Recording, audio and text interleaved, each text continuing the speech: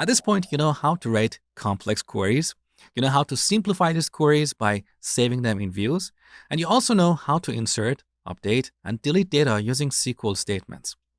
Now, let's say you're building an application that has a database. Where are you going to write these SQL statements? You're not going to write them in your application code for a couple of reasons. One reason is that it will make your application code messy and hard to maintain. For example, if you're building an application with C# or Java or Python, you don't want to mix your Java code with SQL because the SQL code gets in the way and it makes your application code look messy and hard to maintain. Also, some programming languages like C# or Java require a compilation step. So if you write your SQL queries in your application code and then find out that you need to change one of your queries, you will have to recompile your application code for these changes to take effect. So every time you make a change in your SQL code, you will have to recompile and potentially redeploy your application code. For these reasons, you should take your SQL code out of your application code and store it in a database where it belongs.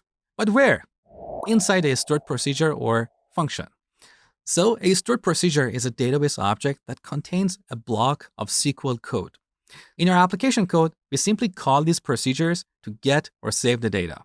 So we use stored procedures to store and organize our SQL code. But stored procedures have other benefits. Most database management systems perform some kind of optimization to the code in stored procedures. So the SQL code in stored procedures can sometimes be executed faster. Also, just like views, stored procedures allow us to enforce data security. For example, we can remove direct access to all the tables and allow various operations like inserting, updating, and deleting data to be performed via stored procedures.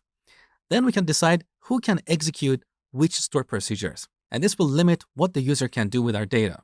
For example, we can prevent certain users from deleting our data. So stored procedures are very powerful, and in this section, you're going to learn how to create and use them. So let's get started.